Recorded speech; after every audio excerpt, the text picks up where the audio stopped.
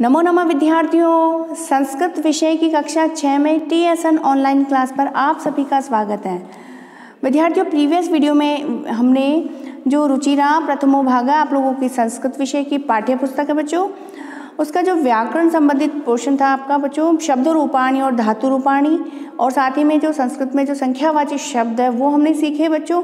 और आज की कक्षा में बच्चों हम जो चैप्टर 8 है आपका सूक्ति स्तबक है इस शीर्षक से, ठीक है ना बच्चों। तो इस चैप्टर में बच्चों श्लोकों के माध्यम से महापुरुषों के द्वारा सूक्तियाँ कही गई है बच्चों, जो हमें अपने जीवन में आगे अच्छे से आगे उन्नति की ओर प्रेरित करती है बच्चों, ठीक है ना। तो यानी कि सूक्तियाँ यानी कि इसमें ज्ञान की बातें हैं, ठीक है ना। इन श्लोकों में सीखने की बातें हैं, मॉरल वैल्यूज़ वाली बातें हैं जो सभी विद्यार्थियों को सीखनी चाहिए, ठीक है, और हमें अपने जीवन में धारण भी उनको करना चाहिए, ठीक है बच्चों। तो हम सभी सूक्तियों पर चर्चा करेंगे।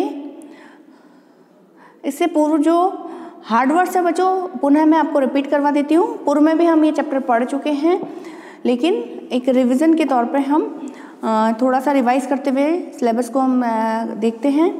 पहला शब्द दिया है बच्चों उद्यमेन मीन्स परिश्रम से, बाय हार्ड वर्क। मनोरथ है यानी मन की इच्छा से। सिंह है यानी शेर, मृगा हिरण या पशु के लिए प्रयुक्त होता है। दरिद्रता मीन्स दीनता या कृपणता। प्रिय वाक्य प्रदानेन यानी प्रिय वचन बोलने से। तुष्यन्ति यानी संतुष्ट या प्रसन्न होते हैं। मानवा मीन्स मनुष्य। तस्मात् यानी इसलिए, देयरफॉर। वक्तव्य मीन्स बोलना चाहिए। वचने यानी बोलने में साधित है, उपयोग किया। भवेत या भवेत का अर्थ होता होगा या होना चाहिए। नेक्स्ट है बच्चों सार्थक है यानी अर्थपूर्ण या प्रयोजन युक्त, ठीक है। और नेक्स्ट है काक है यानी कौवा, और कृष्ण मीन्स काला। पिक है यानी कोयल। पिक काकयो कोयल और कौवे में। प्राप्त यानी आने पर। गच्छन यानी जाता हुआ। पीपी लगा यानी नर चींटी। याति, याति का अर्थ होता है जाता है। योजना नाम यानी 4 कोसों का, लगभग 12 किलोमीटर 12 किलोमीटर तक का जो डिस्टेंस होता है उसको क्या कहते हैं, योजना नाम। नेक्स्ट है शतानी, शतानी का अर्थ होता है बच्चों 100।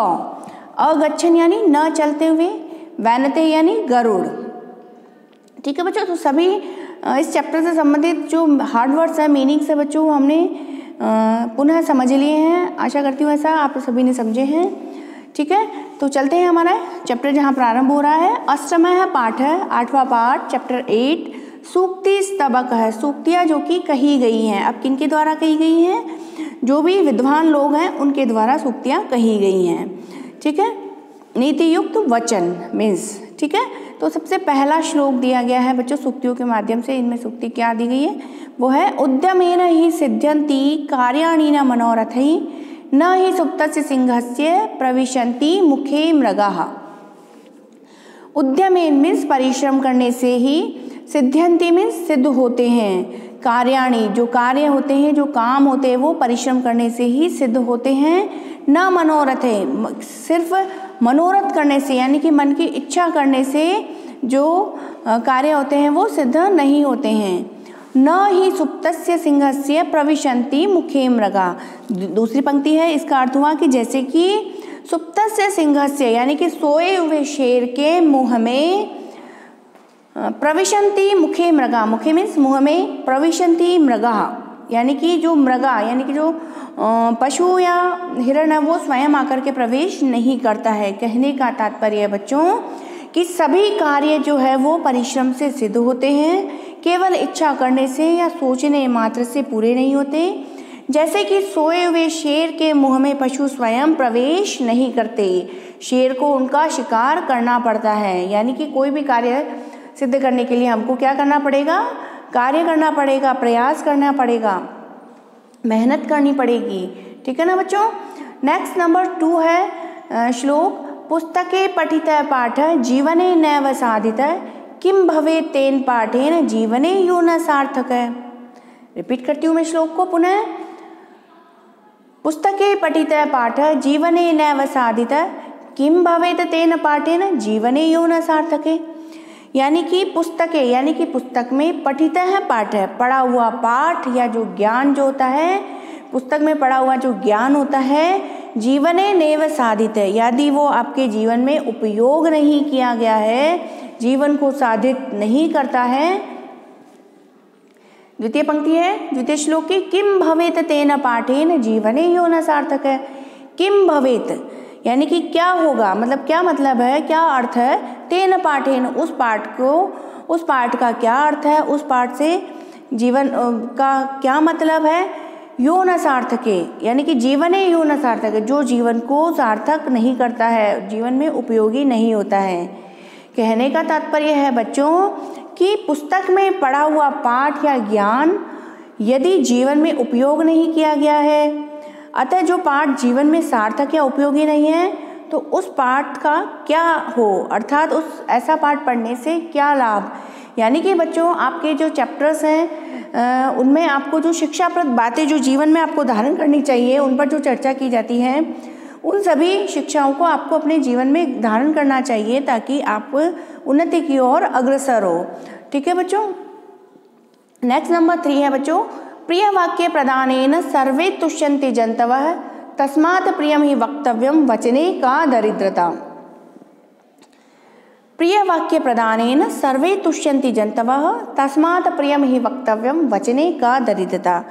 प्रिय वाक्य प्रदानेन यानी कि प्रिय वचन बोलने से सर्वे तुष्यन्ति जन्तवः जो सभी मनुष्य है वो कैसे होते हैं, प्रसन्न होते हैं। तस्मात् प्रियम ही वक्तव्यम वचने का दरिद्रता, तस्मात् तो इसलिए हमें प्रियम वक्तव्यम यानी कि प्रिय वचन या मधुर वाणी में बोलने में हमको का दरिद्रता यानी कि कैसी कंजूसी, हमको कंजूसी नहीं करनी चाहिए। यानी कि कहने का तात्पर्य है बच्चों कि जब प्रिय वचन या प्रिय वाक्य बोलने से सभी मनुष्य प्रसन्न होते हैं, इसलिए हमें प्रिय या मधुर वाणी ही क्या करनी चाहिए, हमको बोलनी चाहिए। और तो फिर हमें मधुर वाणी बोलने में क्या गरीबी या क्या कंजूसी, ठीक है ना, तो हमको प्रिय वचन बोलने में कंजूसी नहीं करनी चाहिए। ठीक है ना। नेक्स्ट नंबर 4 वाला ही सूक्ति है बच्चों, गच्छन् पिपीलको याति योजनानां शतान्यपि अगच्छन् वैनतेयोऽपि पदमेकं न गच्छति। रिपीट करती हूँ मैं श्लोक की पंक्तियाँ। गच्छन् पिपीलको याति योजनानां शतान्यपि अगच्छन् वैनतयोऽपि पदमेकं न गच्छति। गच्छन् यानी चलती हुई, पीपीलको यानी नर चींटी, जो नर चींटी होती है वो चलते हुए, योजनानां शतान्यपि यानी कि शतान्य में 100, योजन यानी कोस, जब वो 100 कोसों तक भी क्या करती है, चली जाती है। अगच्छन् वैनतयोऽपि लेकिन जो गरुड़ होता है वो न चलते हुए वो पदम एकम न गच्छति, एक कदम भी नहीं चल पाता। कहने का तात्पर्य होता है बच्चों कि जिस प्रकार से जो चींटी होती है बहुत सूक्ष्म जीव, सूक्ष्म प्राणी, सूक्ष्म जीव होता है, उसमें बच्चों बहुत छोटे छोटे उसके पैर होते हैं, लेकिन फिर भी वो निरंतर बिना रुके निरंतर वो चलते हुए वो सैकड़ों योजन तक, 100 कोस तक भी वो दूरी पार कर लेती है। लेकिन इसके विपरीत जो गरुड़ होता है, पक्षी गरुड़ जो होता है वो चलना नहीं चाहता है वो, ठीक है ना, क्यों, और जबकि उसके पंख होते हैं वो चाहे तो उड़ करके लंबी दूरी पार कर सकता है, लेकिन वो नहीं चलना चाहता है और वो एक कदम भी नहीं जाता है, वो बैठा ही रहता है। अतः सदा हमको क्या, चींटी से प्रेरणा लेते हुए हमको क्या करना चाहिए बच्चों, आगे बढ़ते रहना चाहिए। ठीक है। नंबर 5 अंतिम श्लोक है बच्चों, अंतिम पंक्तियां हैं सूक्ति की। काकः कृष्णः पिकः कृष्णः को भेद पिक काकयो वसंत समये प्राप्ते काकः काकः पिकः पिकः। रिपीट करती हूँ मैं श्लोक को। काकः कृष्णः पिकः कृष्णः को भेद पिक काकयो वसंत समये प्राप्ते काकः काकः पिकः पिकः। काका मीन्स कौवा, कृष्ण मीन्स काला, पिका मीन्स कोयल। यानी कि बच्चों जो कौवा होता है वो भी काला होता है और कोयल होती है वो भी काली होती है। को भेदापिक काकयो, तो फिर कौवे और कोयल में क्या भेद होता है, क्या डिफरेंस होता है। वसंत समय प्राप्ते यानी कि जब वसंत ऋतु आने पर, प्राप्त में जो पता चल जाता है, फाइनली क्या पता चल जाता है कि कौवा तो कौवा है और कोयल कोयल है। क्योंकि कौवे की आवाज़ कैसी होती है, कौवे की वाणी मधुर नहीं होती है, कौवा काँव काँव करता है जो सुनने में सुरीला नहीं लगता है। इसके विपरीत जो कोयल होती है वो मीठी वाणी में मीठा गाना सुनाती है। कोयल की वाणी मधुर होती है, सभी को प्रिय लगती है। ठीक है ना बच्चों। तो इस श्लोक से हमने क्या सीखा कि चाहे ऊपरी आवरण से भले ही सेम दिखे, लेकिन वक्त आने पर जो वास्तविकता होती है वो समय आने पर, सही समय आने पर पता चल जाती है। ठीक है बच्चों। तो बच्चों आज की कक्षा में हमने जो आपका चैप्टर 8 है उसमें जो सूक्तियाँ कही गई श्लोकों के माध्यम से, उनमें हमें जीवन के प्रति आप सभी को जो शिक्षा मिली है कि हमें किस प्रकार हमें अपना जीवन अच्छा करना चाहिए, उन्नति की ओर अग्रसर होना चाहिए। आशा करती हूँ सभी शिक्षाओं को आप अपने जीवन में धारण करेंगे बच्चों। आज की कक्षा में बच्चों इतना ही। अगली कक्षा में फिर मिलते हैं, तब तक के लिए शुभम मंगलम।